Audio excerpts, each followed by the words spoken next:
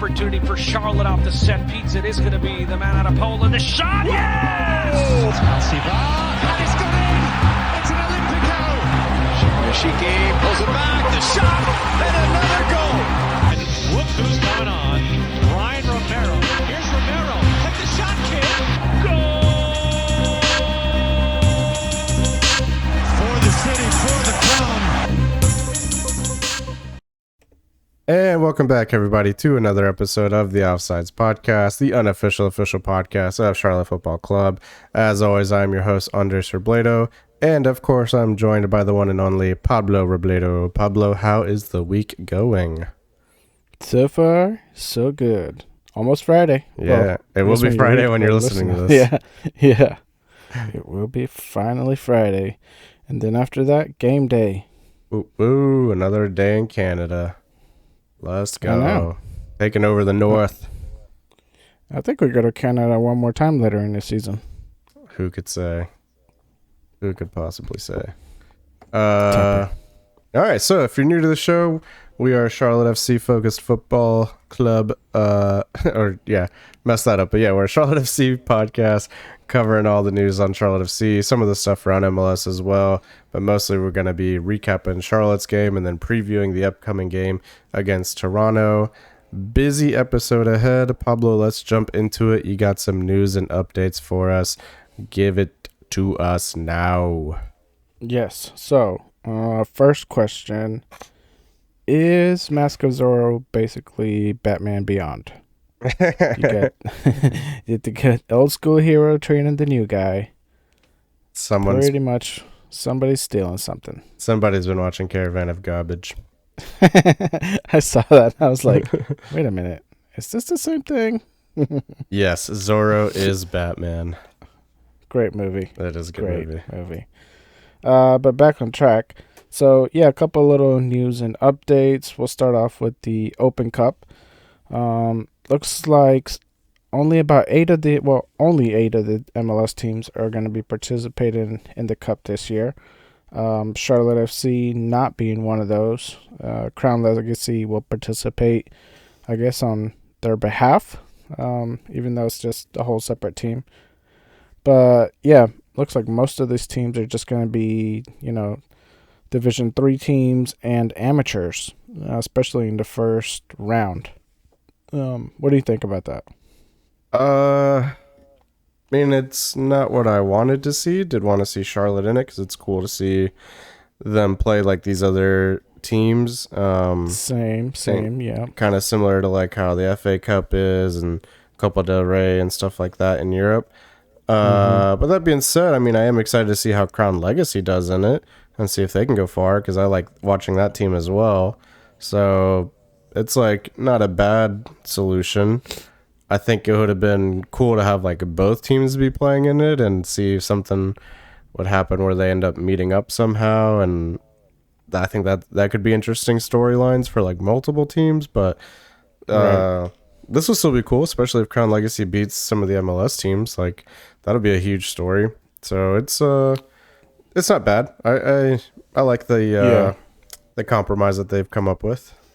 Yeah, I don't see any of these like MLS Next Pro teams beating an actual MLS team unless the MLS team plays just like they're not starters, just scrap of the pick type of guys. Yeah. With that said, we have seen like Birmingham and some of the lower division teams beat Charlotte before. Yeah. Mm-hmm.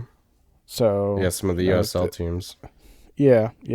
Looks like the US Open Cup, like Reps or whoever, are really trying to sell this whole amateur versus Division 3 teams and so many underdog stories that are going to be happening. You think this is going to be the way going forward for this cup? 109 years old? Probably. I mean, unless Leagues Cup goes away, I think that's kind of what'll be the driver of whether or not MLS teams will go back to the Open Cup or not. Right. And I could see a world where Leagues Cup goes away, where it just doesn't make sense anymore, doesn't generate the money, things like that. So maybe in a Yeah. couple years we'll see it go back to how it used to be. Yeah. With with the US Open Cup being the way it used to be, did it seem like it was just like another MLS tournament more so, or No, because you definitely had the upsets. I mean, like Charlotte lost to I think Birmingham last year, right? And mm-hmm. they had some like tough games the first season as well. And then like all the matches were usually played like at like the USL stadiums and stuff. Very rarely that I recall was it at an MLS stadium. So it was Yeah. definitely different. Yeah, and I think it was not last year, but year before, where it was like a third division team or second division team um, going up against an MLS team. It wasn't like an MLS versus MLS. It was like somebody lower versus MLS in the final. Yeah. I could be wrong, Yeah. but So yeah, I guess. But you think it'll still be around, 5, 6, 10 years from now, or is probably. this the Yeah. the first step in dwindling away? No, I don't think it'll go away. I think it'll be around, but maybe I think worst case scenario, yeah, it loses some of its prestige and it's kind of more of a lower team thing. Mm-hmm. And then best case scenario, right, Leagues Cup goes away and MLS teams start playing that again and maybe trying to prop it up more to generate more money. So we'll see what If happens. if you had to pick between the two, you got to cut one. Who would you cut? I'd cut Leagues Cup. It's stupid. Really? Oh, I see. I like Leagues Cup because it involves teams from other countries, One other country. mainly Mexico. Yeah, but like the whole format of stopping the regular season and then like it's only one Liga MX team per group and then I mean it basically ended up being mostly an MLS like tournament in the middle of the Yeah, season. yeah, but it's And also the first year that they ran it. I'm sure they're gonna tweak it or maybe add yeah, more teams.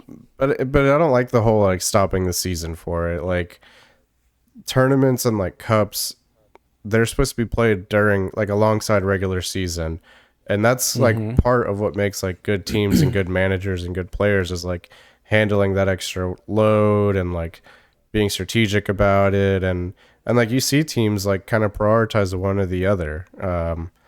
Right.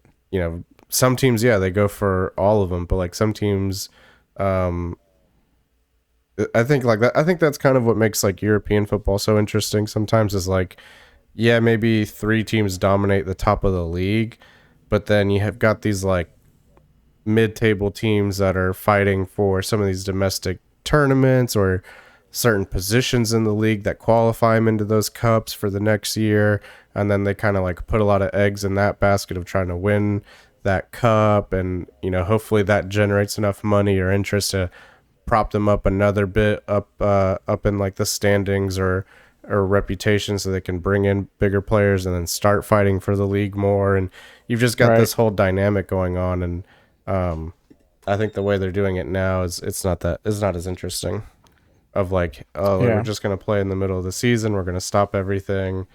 Well, I think that's gonna change. I think with MLS teams going further and further away from the U.S. Open Cup, with only 8 teams participating in it now, I think they're most likely it would make sense to tweak the schedule of it. Spread it out more during the season because last year, yes, they had paused the MLS season, but also last year all the MLS teams were in all three tournaments: U.S. Open Yeah, Cup, MLS leagues, and I guess some of them CONCACAF. yeah, that's true. But now that they're kind of stepping away some, I could see them tweaking the schedule, things like that. So again, last year was the first year in Leagues Cup. A lot of changes to be made. I'm sure will be announced this year as well. Yeah, But I prefer the Leagues Cup a little bit just because of that. It does involve another league basically. yeah. Also, just want to see Leagues Cup get better organized to where we actually have some home games for it, and not all the games being in like Dallas, Texas. Yeah. Well, we did have that one. That's true. Yeah. We did have Necaxa over here. Yeah, that's true. That's Yeah. true. But like the knockout stages and whatnot, but that was again not the tournament's fault. It was just logistics from Beyonce and whatnot. Oh yes, that's right. Right. Well, yeah. So they have basically the whole format and schedule. I believe March 19th is the first 64 teams play. It's going to be 32 matches, most of these being Division 3 and amateur qualifiers. Crown Legacy is scheduled to play not till like way later, not till like towards the end of March, I think. Yeah, I think Okay. March 21st, Crown Legacy plays South Carolina United Heat at Mecklenburg County Sportsplex. Okay, that's a home game for Crown Legacy. They should have played at like West Mech. That would have been way Should have better. played at Strikers and just done 8v8. Yeah, at Strikers. It just rented the center field. That would have been so good. Like, all right, we can't play a full 11, 8v8, 77, yeah. something like that. Yeah, so That would be dude, that would be sick, actually. I'd go and watch that. yeah, they get used to playing on turf.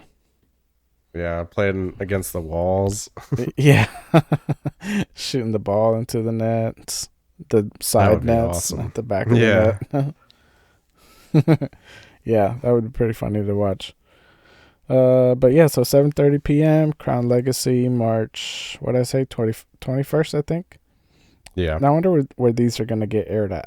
I wasn't able to locate where they're going to air it at. Most likely not Apple Play. Sling TV. Yeah. It's going to be on Freevee. Yeah. Plex. I think last year some of them got on like that CBS Golasso app. Oh, yeah, you're right. Yeah. God, it's so hard to find some of these matches. Yeah. Even like for preseason this year, it was like, here's the link, and it's like YouTube, basically. I was like, this is insane. Ain't trusting no links. Gonna steal my bank account. That's why I use my work computer. All right. Well, moving on. Roster update. We got our first young designated player. I didn't even know that was a category, but apparently it is. So basically, it's what they're saying, a YDP, young designated player. So we still have a slot open for a actual designated player. Abada joining us from, what team was he from? Do you remember? Celtic. Yeah, Celtic. But like big Irish team or Scottish team. Oh, is it the big one? I thought it was a Division 2. No. Oh, nice. Team. Okay, so a big signing. He plays on the left side as like a left mid. Do you remember? Yeah, he's like a left winger. Last I looked, he was like a left winger. Which kind of begs the question, is he gonna be taking over Tavares? Which, as we talk about later on, has been doing pretty good. Was he going to be just a relief player? Because he is still rather young. What are your thoughts on this new guy coming in? Where's he going to play? Is he going to start? Will he score? I think he will start once he's available. As with all MLS things, it takes a little bit of time, like the logistics side of things with like the visas and all that junk. So I don't think he's gonna be available until like towards the end of this month. But he's a record signing. Like he's the most expensive player we've ever signed. His stats for last season were really good, and then I know he's had some controversy this season, just due to a lot of political stuff going on that I won't get into, and I think he's just had like a bad go with fans at Celtic. And that's kind of what had him, like, I don't think his performance got him out of the team. I think it was just a lot of stuff out of his control, from what I understand. Just like a bad environment type of deal? Yeah, I think so. Okay. Yeah, well, he should But do he's better in the U.S. We don't care about politics. yeah, we'll see. Um, his stats and his highlights look good, but I am still like a little hesitant to get excited because Jozwiak really burned us with that highlight tape of his. Yeah, right there. That got us really it got us really excited. So it's going to be a wait and see for me, but I do have more faith in him. I think he's got better stats and coming from a way better club in a tougher league. So I think he's going to be more of the real deal than anyone else we've ever brought in. I think he's going to be a little bit higher caliber. That being said, I am a little bit worried of maybe he won't have the offensive return that we expect because of that. Like maybe not being surrounded by as good of players or things like that. Sometimes that can hurt more than help or anything like that. Right. But I think it'll be a good signing. We're going to, again, have to wait and see. But I actually think he's going to probably play on the side Vargas plays on. Really? I think that's the side he plays. Yeah, and I think probably Tavares will stay on that left side. I think he'll play on the right. Interesting. Very interesting. Yeah, because I guess, we can go ahead and just kind of start jumping into the game recap. Going into, like, the Vargas situation, like, Vargas was subbed by who was that young guy? The 16-year-old kid. Berchimas, right. Who I still think, yes, he's got potential and he's got a lot of talent, but I don't think he's 100% up to the part. I think this new guy would probably be a good sub for Vargas on that side. Yeah, I don't think he'll be a sub. I think he'll be a starter. Think he'll be a starter? Yeah. But, I mean, looking at it, it's Vargas has been playing exceptionally well, and Tavares has been playing exceptionally well.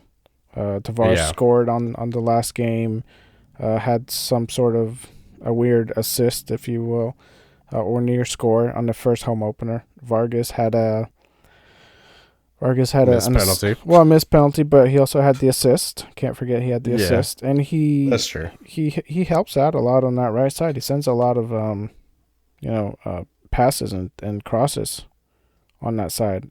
Vargas last season we saw him a lot on the left side, but he looks good on the right side too. So that's where like I'm starting to see like already a battle for position between these three guys.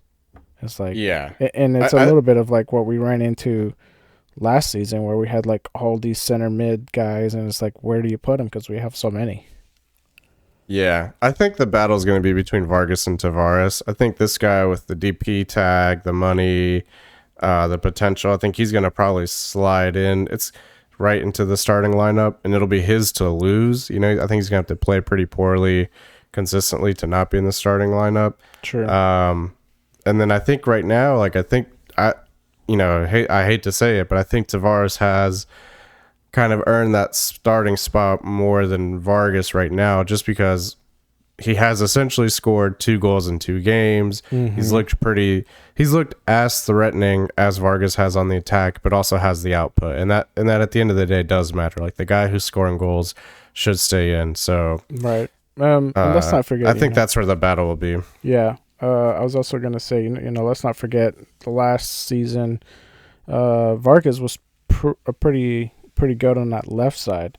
To the point where some people are saying that he's actually better on the left side than he's on the right, and that could be another potential battle for position where it's like, if Vargas wants to get on the left side, he needs to start performing better over there. But you think Vargas is going to essentially lose his starting role? I don't know if he's going to have to fight Tavares for that starting spot. I think that's what's going to happen. Mm-hmm. Or maybe even fight for Capetti's spot or Ajimeng's spot and come off the bench that way. I think he could play center forward. Yeah. I would rather see him playing center forward than Ajimeng. Yeah. Yeah. Yeah. It's tough. It's going to be tough up there because it is going to, again, just depend on like who's performing and who's putting in the goals and stuff. Yeah. I think it's different, a little bit different than the winger situation we had last year, where like last year you just like there was no consistency in the wingers because they just weren't performing consistently. You know, like someone would have a good game and maybe get the starting spot, and then just like be terrible for 3 or 4 games and get dropped again, and someone else would get the starting spot, and it was like they were just kind of giving it away. So far, I mean, 2 games in, it feels like it's going to be more of like a battle of like who's playing the best, as opposed to like, all right, who's going to get the timing right to actually be playing well. You know what I mean? Yeah. Yeah. Well, So it'll be an interesting battle for the season. absolutely. It'll be something to keep an eye on for sure. Let's kind of start from the beginning, right at the start of the match. Did you notice those 2 center refs as the captains were shaking hands? They were jacked up. Like I saw Westwood's arms and then the other captain, and like the center refs were just like one of their biceps was 2 of Westwood's arms. I was like, holy cow. I was like, I don't see how these guys go up and argue with them. It's like, nah, like, yep, sure, I'll take it. Foul or not. But, you know, kind of getting away from that. So we saw the same starting lineup as the home opener. Same formation. Like, dislike, thoughts? What do you think? No, I like it. I mean, it's kind of what we've been asking for, right? Yeah, get some consistency, let these guys build some chemistry together. And I don't think anyone like played themselves out of the starting lineup, so don't think it would have made sense to bench anyone. And I don't think any of the subs made that big of an impact last game that was like, hey, they should be in the starting lineup. So I think this made sense, and it feels like this is the strongest version of the team right now. I think especially in the back line. I mean, absolutely. I don't want to see that back line touched right now. Yeah. It's there's not a guy there that I would change out. Even looking at their match ratings, the lowest one was Malanda, and he was 7.0. Well, and Burn as well. But the Privet and Urinen were 7.3. Like, that's some of the highest ratings we've seen for our defense in a long time. Yeah. Yeah. No, they've looked so good this season. Yeah. Like, and not only just keeping the offensive out, but just learning to reset the play and starting the attack again. I think that has really helped our chances of like winning games. Well, I mean, we've only had the 2, but I think this is really going to take into effect as we go into the season. Just how like if we control the pace of the game, if we control who has the ball, I think that's really going to go in our favor. Yeah, I want to give a shout out to Privet too, because once Latanzio was let go, a lot of people were counting him out and being like, oh, we're not going to see him anymore. He was Latanzio's guy, that it just worked in that system, and they're going to go back to a more traditional center back, blah, blah, blah.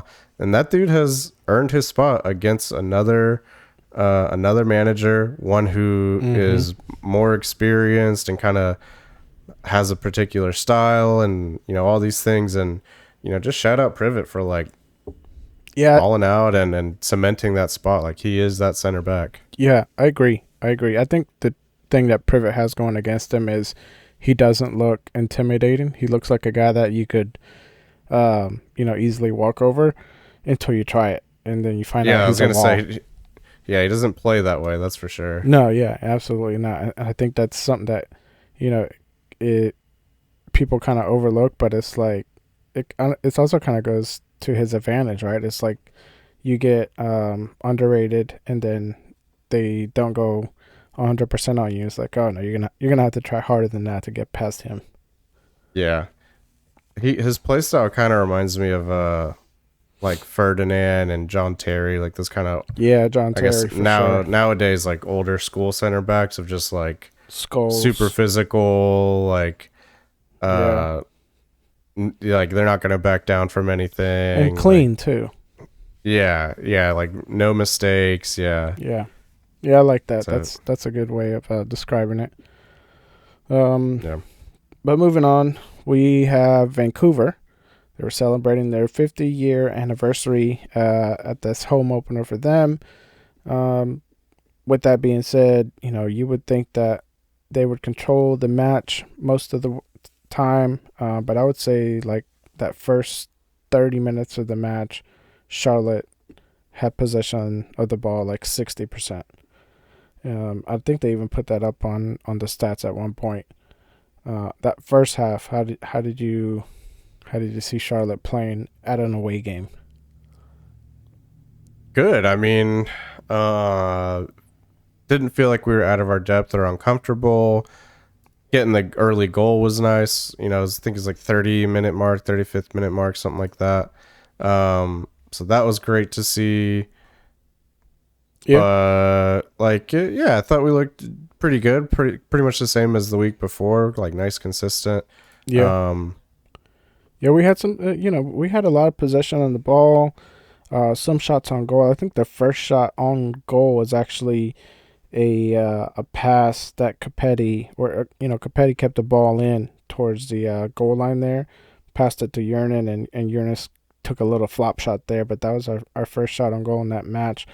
But then as the camera kind of pans out, you see Vargas towards the top of the six, just wide open, asking for the ball. I mean, yeah. It feels like another missed opportunity there.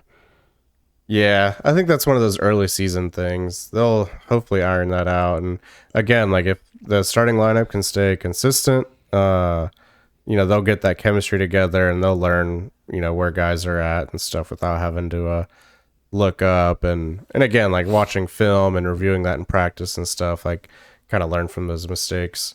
So I think it's just early season like form. Yeah, I agree. I think if he was, like you said, just go back and study the film and he gets put in that position again, I don't think he makes that same mistake again. Yeah.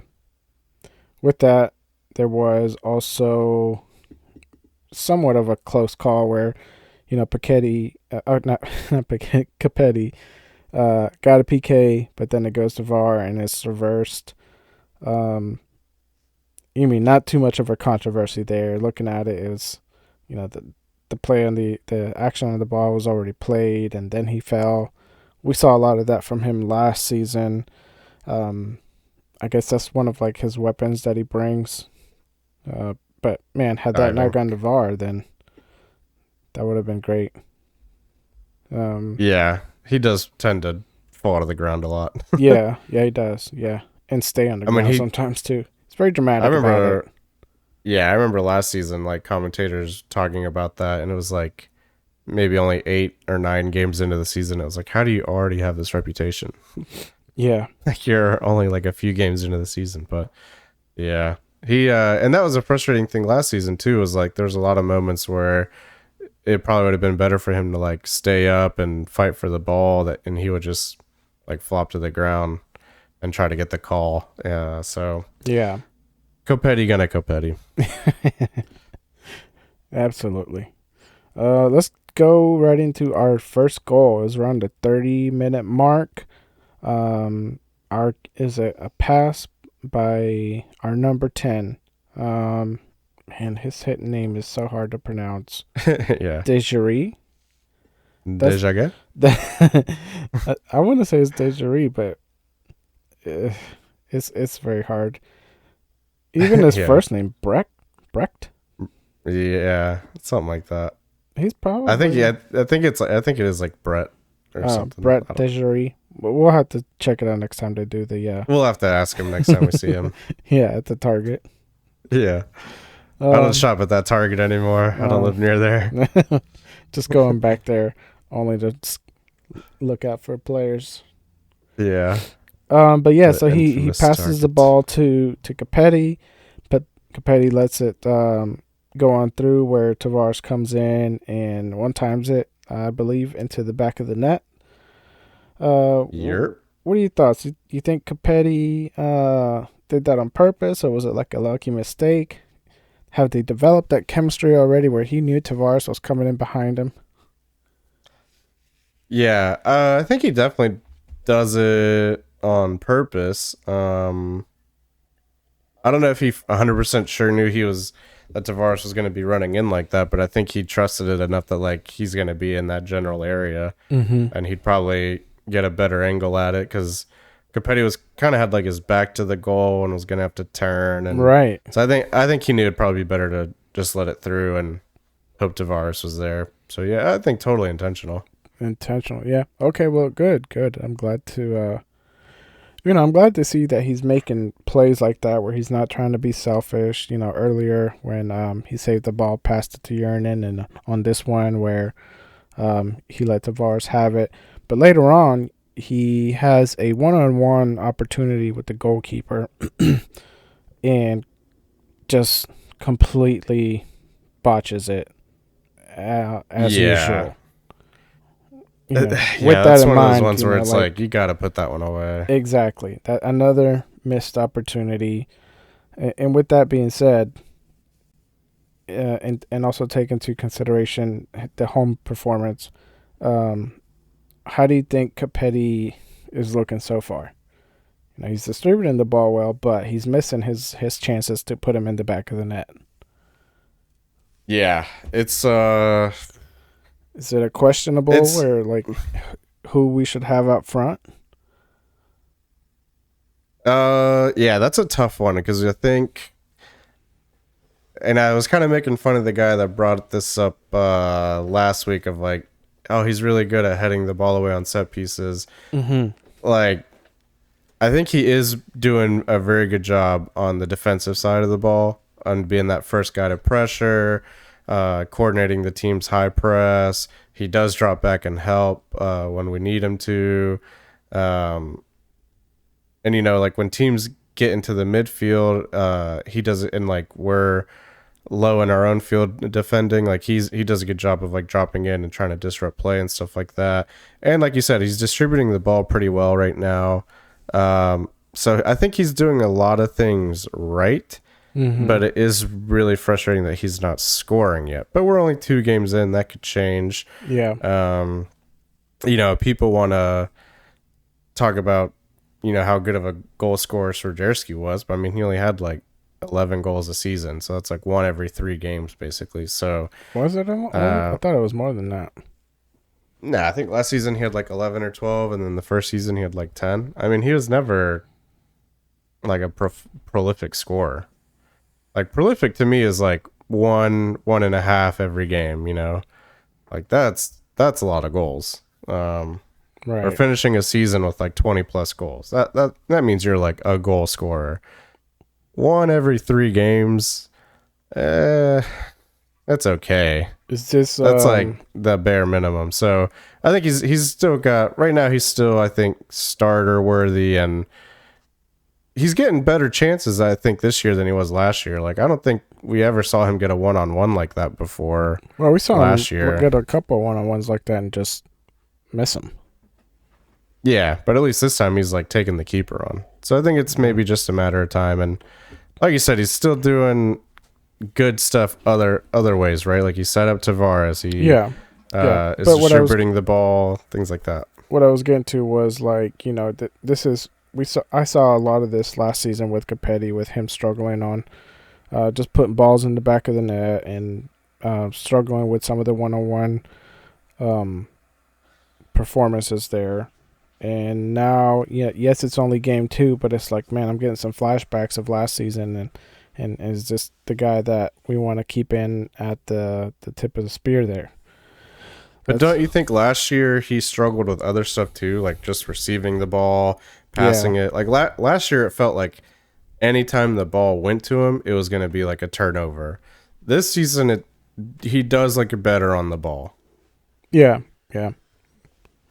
So I think that's like, and still early to tell. Yeah, I think it's too early to tell, and I think the other guys that would replace him are a little too raw.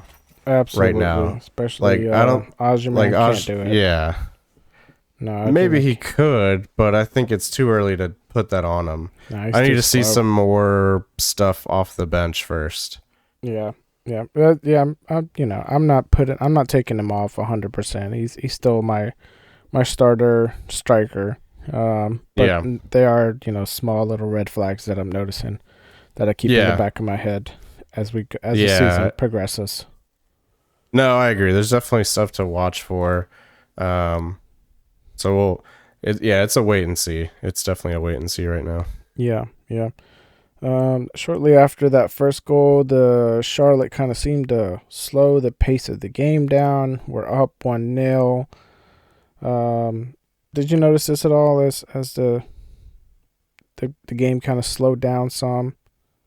Yeah, I think that's a tactic by Dean Smith because that also felt to be the case on their home opener. Yeah. And that was even earlier, like the 10-minute mark. Like after the 10-minute mark, it definitely felt like we took the foot off the gas. Not completely sat back, but definitely weren't as risky or as aggressive. Right. That's kind of where so it kind of felt like that again. Yeah. Well, I think might have been you that said this in one of our other episodes, but it's like it was a stat you threw out where it's like you're the most vulnerable,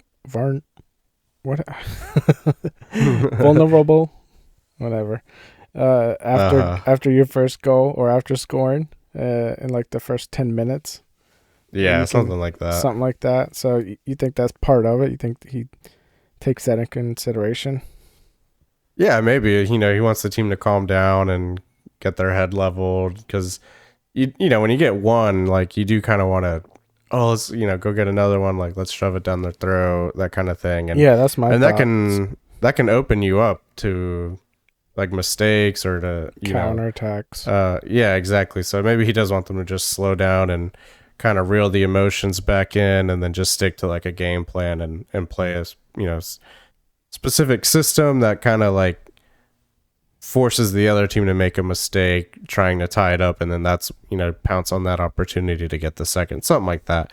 That's kind of what I'm seeing right now. Yeah. Have a note on here. It says Burns seems to be doing a great job on the right side. Yeah, I mean, I don't really know what else to say about that. The guy is a beast. I mean, we lose balls on that side, and you just see him speeding out of nowhere and getting it. Yeah, and he's always like available too for like receive a pass or to get some pressure off of someone. Like he's a workhorse to like kind of get open or just to be an option. And he gets really involved in some of the attacks as well. On the right side, just getting, because it's supposed to be kind of like a Westwood to Vargas type, but a lot of times I just see Burns straight to Vargas and Westwood move into the center. Yeah. So, I mean, he's all the way down there and running back, then running up. Dude is a workhorse. Yeah, much better start this season than last season. Yeah. Kalina. Let's talk about Kalina for a little bit. What did you think? What did you think overall? Give me your thoughts on our starting goalkeeper for this game. I mean, overall, I guess it was fine, but the goal that went in, like, that was shocking. Yes, I'm right there with you. Kalina did so good in the home opener. He did so good in that first half. And then to let all that hard work go by with like, I mean, it seemed like anybody could have stopped that goal. I mean, he should have, like, if he wouldn't have moved, he would have stopped that goal. Yes. Yeah. Again, having flashbacks of last season. Yeah, he was pretty terrible at times last season. I mean, it was like, we take the lead, especially on these away games. We take the lead, and then we just give up an easy goal. And I know I'm not the only one thinking it. There was been several videos out there by, Top Bin 90 where he interviews fans, and they're saying the same thing. It's like Kalina kind of let this game go to waste. All right, so I will say this just to to the team's defense more so than anything. We can't forget how difficult it is to win on the road in MLS. Don't need to remind anyone of season 1, where every away game was a loss.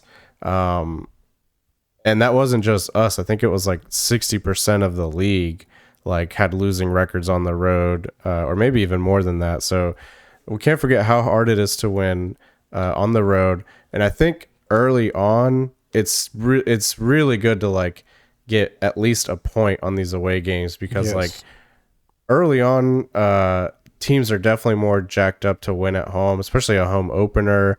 So like to at least walk away with something is I think a lot better. And like, yeah, maybe it doesn't feel like much early on this season, but at the end of the season, I think this will be like a point that we're going to be glad we got. So I think it's all in context, right? Like, yeah, it would have been even better to win on the road, but I think we still got to be happy that we at least got a point on the road. Yeah. I think the other thing that was kind of disappointing from that goal was not only like just the type of goal that it was, but also like this game seemed very winnable for Charlotte. They seemed to dominate most of the game. Our attack was right up there. We had a lot of open chances that we just kind of let go. The Capetti 101 being one of them, Uranus being another. And there was others that I didn't note down, but Ajimang had a chance in the second half. Ajimang never had a chance. That guy, he could have scored that header. He's not there. How dare you? But this game, I think, again, early in the season, but how Charlotte was playing, it seemed like this was winnable. So I feel like this one we definitely let slip through our fingers. I feel like this one is going to maybe bite us in the butt a little more than we would like to admit. But like you said, looking on the silver lining, yes, we did get a point on an away game. So that is good. That is good. But you also got to remember too, like the team is missing 2 DPs. Like we're relying on a lot of rookies, basically. Like the team is not at its like strongest point yet, so they're only going to get better, hopefully. And more than likely, they're only going to get better. So I think like right now in this early part of the season, like it needs to be more important to just not drop any points, and they didn't. They got a point away. And let's not forget how last season started, right? So I'll take this over that right now. Yeah, we're looking a whole lot better right now. Speaking of Ajimang, let's just go ahead and jump right into the subs. I think the first sub was Didgery coming out and Ajimang coming in. Yeah. Yeah. So they switched to like a 4-2 or a 4-4-2 after that. Yeah. So I know you love Ajimang. I just don't see it. I don't see it. I still think he can't hang on to balls. I saw a lot of bad first touches, and he seems raw. to play He's raw. I mean, like very raw. Like he seems to play out of position sometimes. I saw him chasing down a guy towards the halfway mark. I'm like, you got your midfield and defense for that. You need to be playing up. Why are you chasing guys? Yeah. I know you have high hopes for him, but I mean, I just don't see the potential. He's very wonky on the ball. I think he's still young. He's going to develop. He needs the experience. And I think he can come in clutch. Like he came in clutch last year several times. So I think he's kind of got that like magic about him that like when it hits, it's going to hit, and it's going to be big. But I think when he gets one in the back of the net, then he's going to be like, oh, okay. First one's in, and then after that, it's going to be one after the other. It could definitely be that. Like, I think he could be a super sub of like 1-1 games. He comes in, late and just like buries one in or wins a header or, something. I think he'll definitely be something like that. Now, is he supposed to be playing up there with Capetti, like on either side, like parallel with them? Yeah, I think they That's what it looked like to me. Is it switched from like that 4-3-3 to like a more 4-4-2. Like he's the second striker kind of thing. Old school. I like it. Yeah, the Rooney Tevez situation. Tevez. Yeah.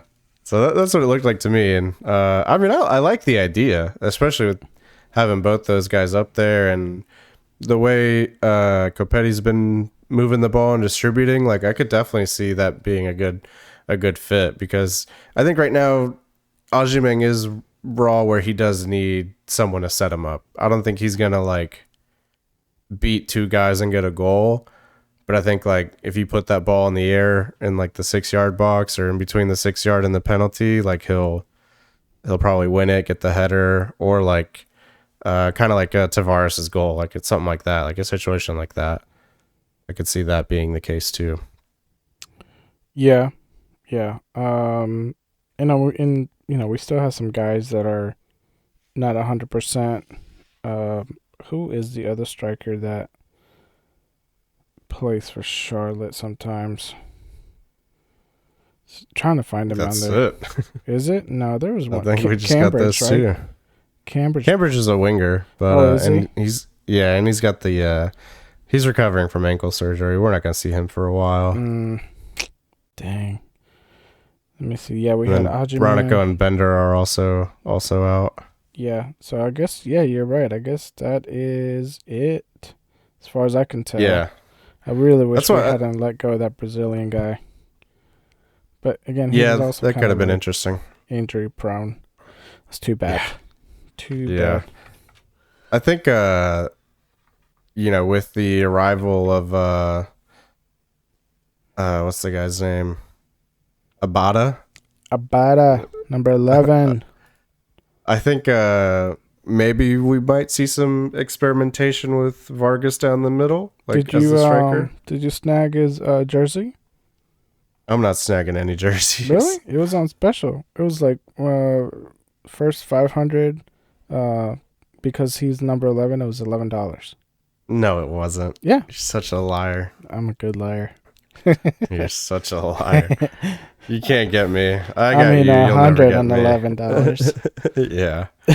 No, I wanted to like get a jersey every season, but they just haven't been. They haven't been hitting for me. The first one did it for me.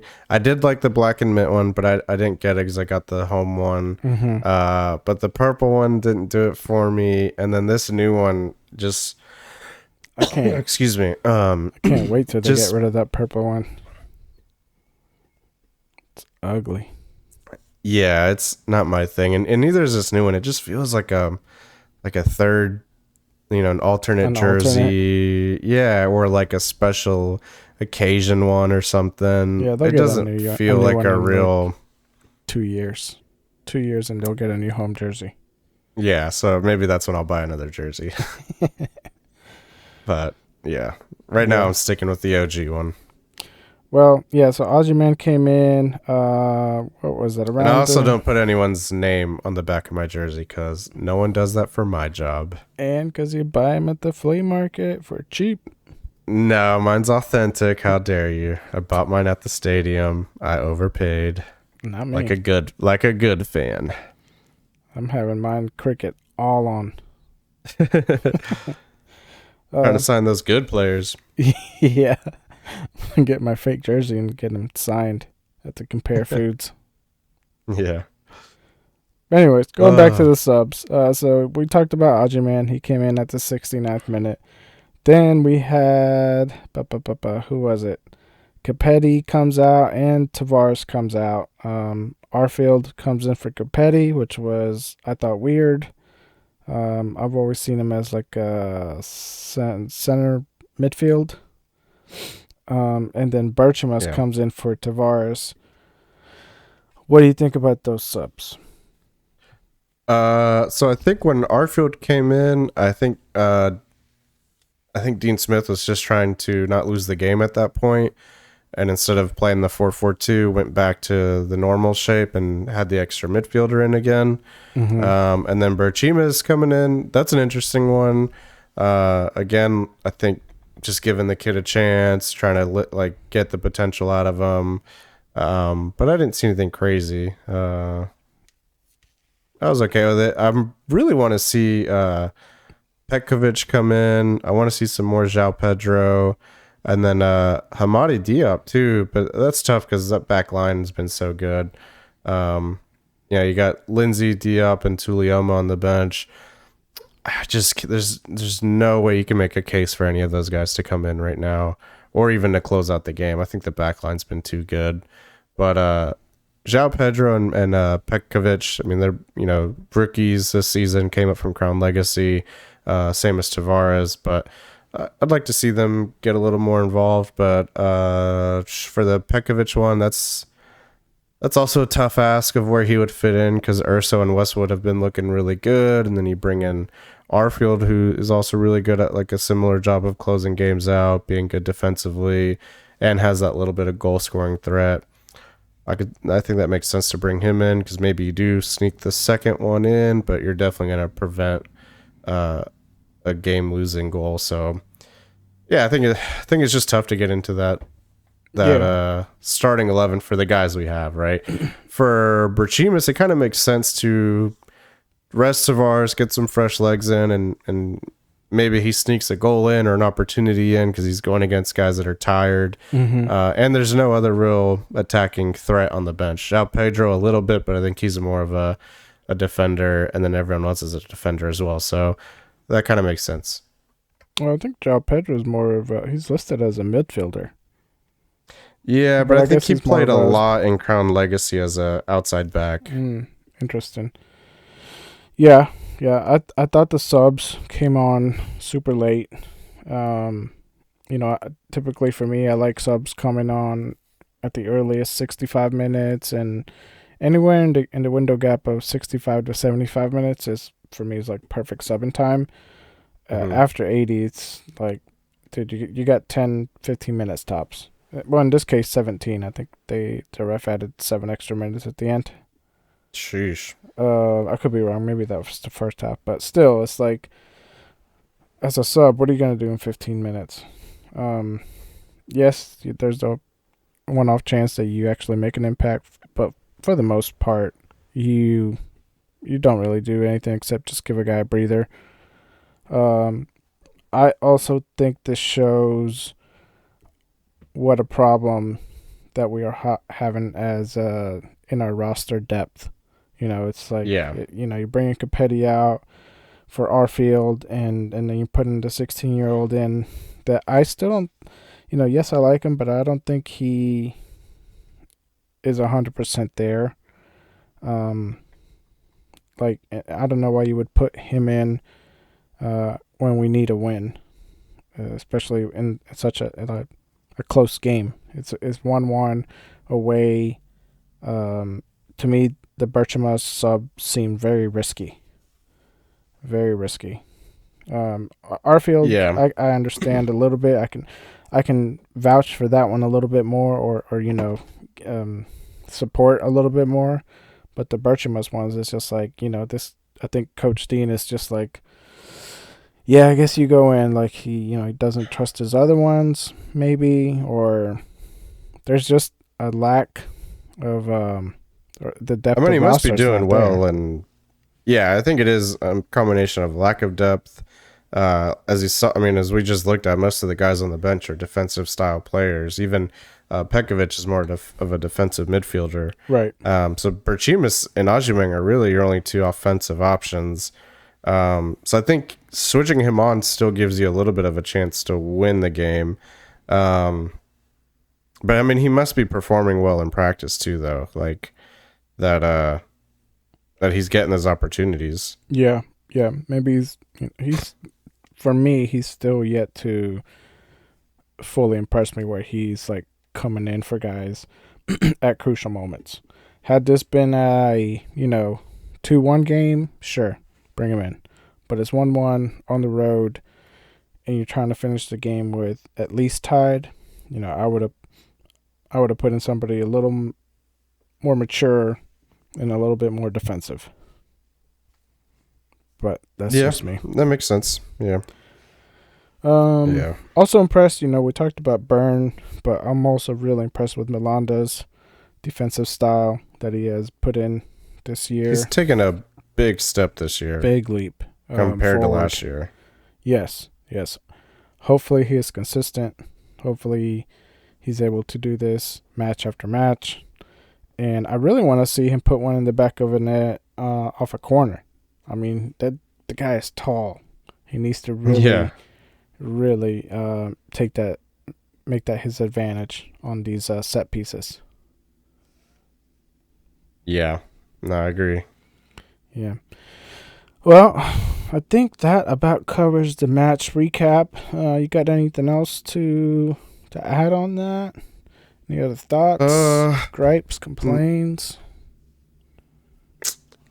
Ticket prices are too expensive.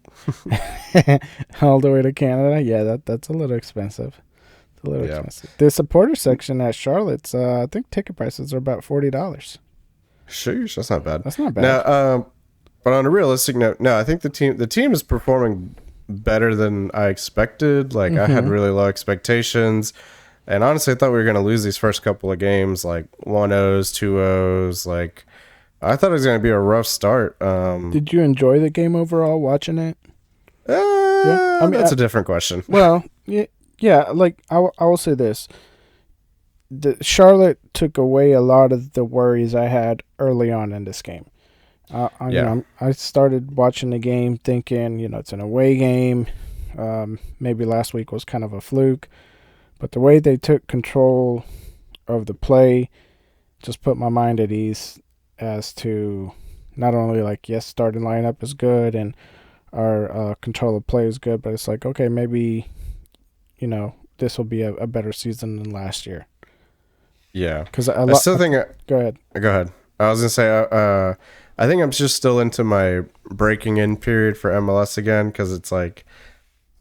I've just been watching a lot of Premier League and Champions League lately, and so it's tough. It's a different level of play. Yeah. So it's not as entertaining to me sometimes because it's a bit slower. Mm-hmm. You see the mistakes more.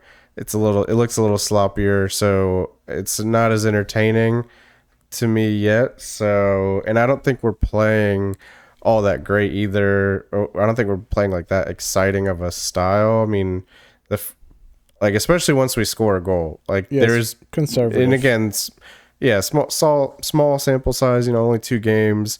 But I have felt in these last 2 games like that. As soon as we get a goal, we get even more conservative and a little less exciting. So, you asked am I enjoying watching the games? A little bit. I'm enjoying the results. The actual games themselves. I mean, the first game we scored in the first 10 minutes and then nothing really happened the rest of the game. So kind of boring. And then this game scored in the 30-something minute and that was pretty good. And then I didn't really feel like anything happened in the second half. So again, kind of boring. And then we let in a terrible goal. So that kind of sours it a little bit. So they've been a little lackluster, but the results have been good. And I mean, as a Chelsea fan, that's pretty much how Chelsea have, when they were getting a lot of success, that's kind of how they always played, was get 1 or 2 goals up and then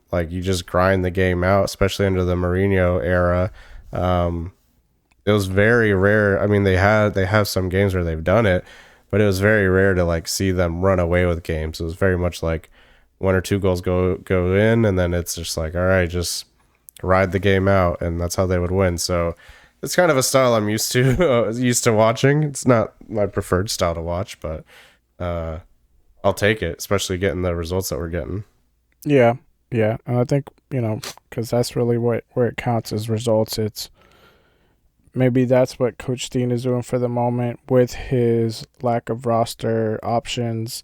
He's just hey, we get the 1 goal and then we just, put our energy in the reserves. And then we counterattack if we had to, but it's let's just save our energy. Maybe that's the type of style he's trying to play. Yes, it can be boring, but also the way I saw Charlotte playing in this away game kind of gives me a little more hope than I had going into, especially in the beginning of the season. I'm starting to think, okay, maybe Charlotte does have something here. Yeah, Maybe we I'm won't end still up trying in to. 13th place. Yeah, I'm trying not to like get too much into the results. Yeah. Yeah. Like I agree with you. Like I think it's better than what we thought it was gonna be, but I still need to see like 10 or 12 games before I readjust. Right. And that's similar to what, last season early on, we were kind of saying that after our first, what was it, 3 losses or something. It's like, hey, it's still early. Like, they could turn it around. So easily things could very well turn around still. We got 2 more road games. So the nervousness is not 100% gone, but it's like, okay, well, they did all right. Maybe they can do it. Yeah. Speaking of away games, we got another one coming up. Still in Canada. Yep. A little, more towards the center? I don't know where Toronto is. I got to ask Drake. Yeah, as I say, I could not tell you, but I've heard it's a lovely place. Never going to go, but yes. Try the pancakes. But we got our first kind of battle for position game already. Charlotte holding the number 7 spot in the East. Toronto number 8, both tied for 4 points. So early battle for position game. What do you think is going to be the results? Oh man, that's a tough one because Toronto's kind of been like a little bit of an Achilles heel for us, even when they haven't been good. They've kind of gotten results on us, especially away. I mean, wasn't it last season that they like destroyed us away?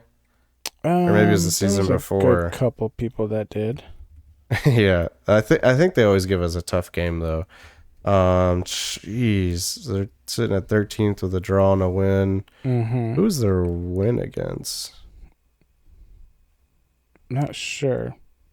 I know, even though we just played them and tied them, Vancouver. Oh, they beat New England. Yeah, I was going to say Vancouver had a interim head coach. So it looks like they were having some internal problems as well. Yeah, man, this might be a loss, unfortunately. I'm hoping not, but away, they beat New England, who have historically been pretty good. But New England has lost both their first 2 games. Oh, man. Maybe a 2-2 draw. That's what I'm going to guess. 2-2 draw. 2-2? That's pretty high scoring for an away game. Yeah. Yeah, but we need to start putting some more in. So I'll go with 2-2 draw. Yeah. Yeah, in Orlando, I think you said they just beat them. I mean, yeah, Orlando beat Toronto. No, Toronto beat New England. Oh, I'm looking at 23. Yeah. Yeah. Orlando just got smashed by Miami. By Miami. Yeah. That was nasty. Yeah, 5-0. That did not look good. No. It's also not fair. They have like all those guys. Yeah. And they made it look easy. Yeah. Very easy. I don't know. I think Toronto is, they didn't do too well last season. Last season, they ended in bottom of the table for the Eastern Conference. I think they're probably still rebuilding, but in more dire case than us. I'm going to just go out and say 2-0 Charlotte. All right. I think Charlotte handled this one, leaves Canada with points, and we need it. Especially for the battle of the table here. I don't want to see Toronto get up on us. Yeah. And I did kind of have just a question more for the fans. Let us know on the Instagram, the X, Twitter, whatever you are calling it these days, MySpace, however you want to put it. But you think there should be any lineup changes? Would you keep it the same? Let us know, and we'll discuss it on the next episode. with that question being posed to the fans out there, what do you think? What would you No, I make think, any lineup changes? Nah, I think you run it back again. Mm-hmm. It's been working so far. And again, no one has done anything impressive enough to like warrant a spot in the starting 11, and I don't think anyone has like played themselves out of the starting 11 either. I think everyone's been pretty solid. So I think run it back, let this team build some chemistry, let these guys, get a feel for each other in the match settings, get more comfortable, and I think that's when we'll start seeing some more goals. And especially don't touch that back line. Yeah, I'm right there with you. I don't think grave mistakes have been made to where you have to switch up the formula, maybe tweak some of the subs or Maybe start Marks. I don't know. oh well, yeah, there you go. No, I'm just kidding. No, I'm just kidding. Like you said, Marks is just waiting. He's just chomping. He is just waiting. It's that meme of the guy hiding behind the tree, licking his lips and holding his hands together, like We just gotta make waiting, that. boy. We gotta figure out how to put his face on there. But I think you're right. He's just waiting there. Toronto plays Charlotte at this Saturday, 2 p.m. on Be there or be square. Be on the couch. There's several watch parties out there that it's at 2 p.m. Eastern. It's at 2 p.m. I guess Eastern on Saturday. Well, yeah, dude, that's when the games are. Such an inconvenient time. Very inconvenient. It's in the middle of the. If it was a home game, then perfect. Yeah. But away game. I was gonna say we've been complaining about all the night games, and the one that's in the afternoon, we're like, oh my god, how inconvenient. Yeah, it is 2 p.m. on the 9th. Yeah, I need a morning game. That's what I want. I want a morning game. Yeah, I wouldn't mind that actually. Oh dang, 2 p.m. What a better way to get started with the day. Yeah, seriously. Dang, that's a tough time. Might have to watch the replay. Yeah, I'm gonna have to catch that replay. That's the one thing I still hate about the Apple TV MLS thing. It's like, oh, you want to watch the replay? Okay, here's and on the what do you call it? The little image that they show. Yeah, they put the score on. They put the score right on there. I'm like, dude, like what? Now what? Like, spoiler alert. They really need to change that. They should do that with movies. Like all their own movies, like just with the the movie posters as you're going in to pay for a ticket. Yeah, just a big spoiler. Like, oh, he dies at the end? Like, maybe I don't want to see this. Titanic sinks. Yeah. Yeah, no, it's they kill it for me. I'm like, now I know. Now I just gotta figure out, like, sit here and wait. When are they gonna tie it up? That's how it was. This whole the time good thing is if the goals are late in the match, you kind of forget. If it's like some late second half, oh really? I'll sometimes forget. No, I don't. Yeah. For some reason, I thought I had seen it where it said 2-2, and I was just like, when does Charlotte score 2? And that's then funny. I was like, okay, I guess it was just 1-1. Yeah. That's what they should do, is just put up fake scores. Oh, that would infuriate me even more. Because what if they put like Vancouver 4, Charlotte 0? I would punch the TV. That would be so good. Buy another one. Oh, yeah. Yeah, so we got Toronto and then Nashville. Man, some tough matches. And then Nashville is at 8:30 p.m. So late. It's so late. Where do these do? This must be some Gen Z trolling. Yeah, and then we got Columbus at home the 23rd at 7:30. 7:30. That is too late. Golly. All the games are at 7:30. What are you doing? The Atlanta game's at 4:30 though, so that's not bad. That's kind of nice. Atlanta home? Atlanta away. When is Atlanta home? That's the one we're going to. And away. Yeah, as I say, we're going to both. Atlanta away is June 2nd. Atlanta home is August 31st. Nice. I love that timing. PM. Yeah, but that's going to be a good one because it's going to be so hot. Ugh, God. You don't want home at 2:30. It's not the heat that gets you. It's the humidity. The taxes. Oh. Yeah, it's the ticket prices. Yeah. Speaking of that, man, Atlanta away is going to be nice because 4:30 in an AC stadium with cheap food. That's going to be a fun time. it's not really cheap food. It's like the hot dogs are cheap. Popcorn's like $5. Yeah, the popcorn and hot dogs are cheap. Everything else is all I super get. expensive. All I get is hot dog and But popcorn. there's so many options. They got like hibachi. They got barbecue. Why am I gonna get a hot dog if I can get hibachi? Because I'm an American. Of course I'm getting a hot dog. Made in America. Anyways, let's move on. Dog. You got any shout outs or anything on your end you want to read? No, nothing on my end. I've been a little quiet on social media lately. Been busy with personal stuff. Texas. But I will be but I will be back on it more this week. So keep an eye out for that. But how about you? Yeah. I got we got one new 5-star review on Apple Podcast. This one is coming to us from Funk Skunk. Username Funk Skunk. Love that.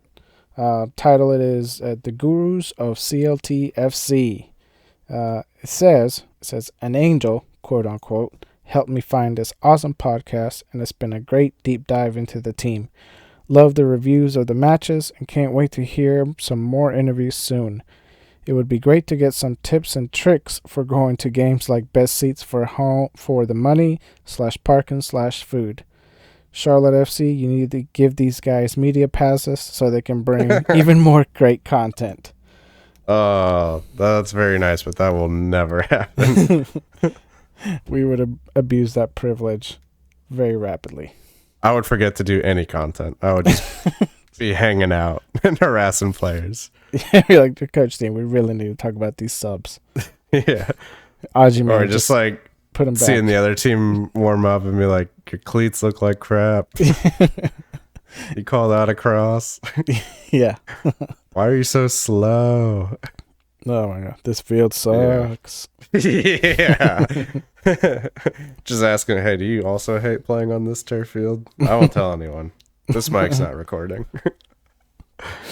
Well, do you have any tips and tricks for going to the home games? Where do you typically like to sit? I know you had season passes the first 2 seasons, but if you had to pick anywhere in that stadium to sit, what would you recommend? Okay, I actually prefer to be a little bit further away than closer. So when we went and saw them play Chelsea, we were like, what, 10 rows out? Like, yeah, we were very close. We were pretty close. Like, and I actually did level. not. Yeah, I actually did not like it as much. And we paid more for that. And I was like, I'm missing like a fifth of this field. Like, you just didn't see anything close to the touchline from where we were. So I don't mind being further away. Like, if you want to sit in the lower bowl, like probably the last 5 to 10 rows would probably be like the best spots. And then I like to be at the end of the rows so I can go to the bathroom easier or go get food easier.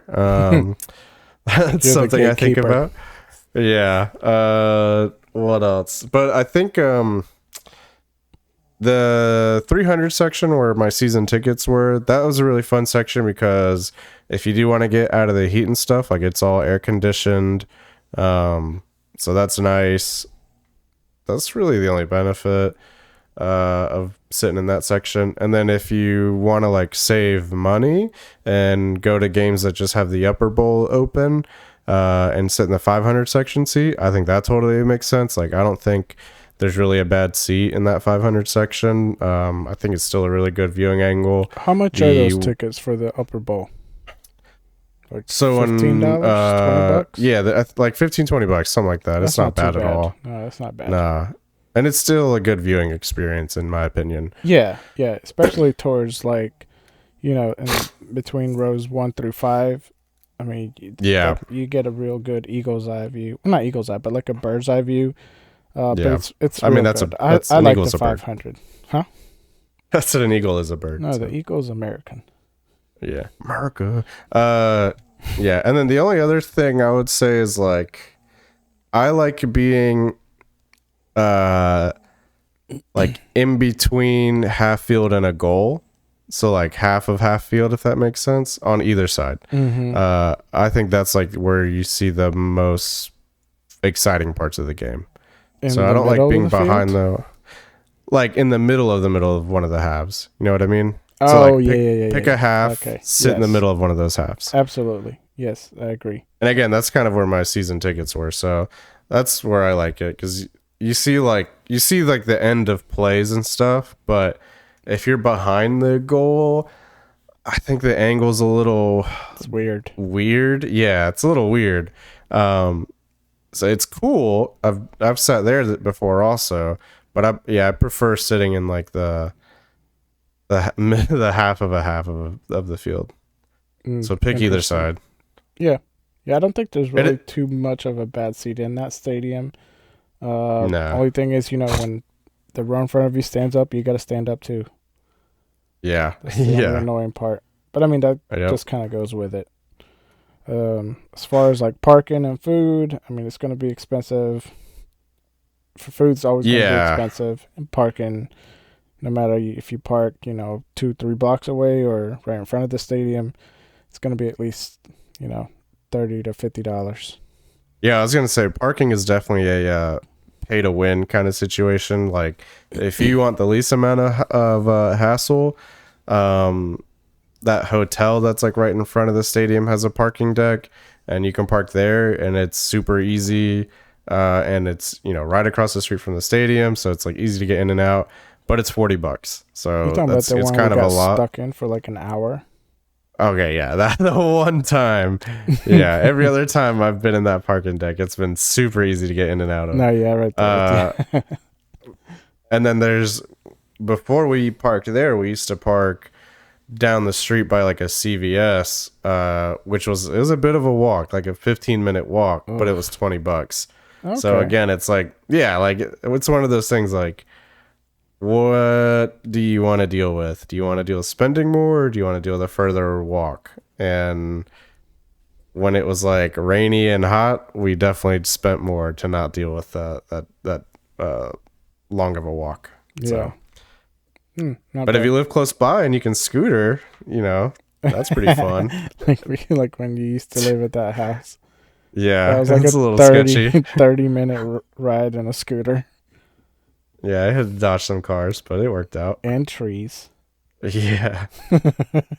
Well, yeah, that was fun though. But yeah, that's pretty much it for a game day experience. If you're into socializing with strangers and getting free beers and stuff, go to the tailgate.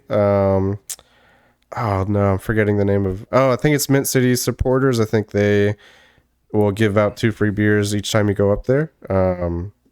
So you can get free drinks there, which is fun. Yeah, if you haven't ever done And- the march, I highly recommend the march. Especially for like your first game, kind of really gets you pumped. You get to march with all the supporters, do the chants, do the smokes. It's really fun. And it's a totally different experience. But you got to get there not super early, but just enough to No. like kind of find them and figure out what's going on. Yeah, And they it's post not like where they're too gonna bad do of a it. walk from the stadium. Yeah, no, it's not too bad at all. It's not like too what, bad. 10-minute walk maybe? If that. Yeah. Yeah. I will say when you look it up it seems far, but it's not that bad. No, it's not bad at all. Yeah. It's worth it. It's definitely worth parking nearby and then walking over. Yeah. Yeah. Let us know, what Yeah, I your will say guys' if you- thoughts if- are on that. Yeah, and I will say if you've never been, but you've been to like a Panthers game there or some other event there, like I would guarantee you're probably going to have more fun at a Charlotte FC game than any other event that's there. It is a fun time. Yeah. Yeah. I like going to those way better than the Panthers game. Yeah, they are so boring. And the ticket prices for Panthers are going up 4%. That See is that? ridiculous. That is ridiculous. Won't be going to any of the Panther games this season. Unless I go Didn't for go to free. any last year. Oh, no? I went to a couple. No, I didn't go to any. I knew they were going to be bad. I don't know. Never mind. We're not going to get into it. Yeah. Anyways, let's All wrap it up. Where can you find us? Not the physical address. Yeah.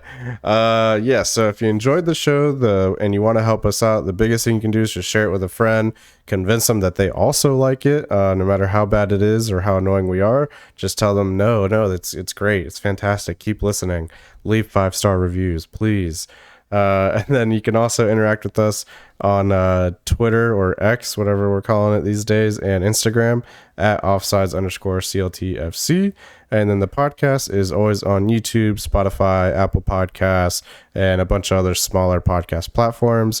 If you search us, we will definitely be on some kind of way you can find us and listen to us. So hopefully you guys enjoyed it. And again, just leave a review, share with a friend. That helps us out the most.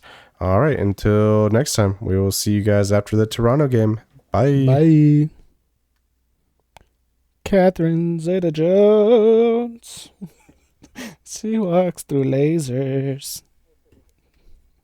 Great movie. Wow, wow, wow. You got to love that.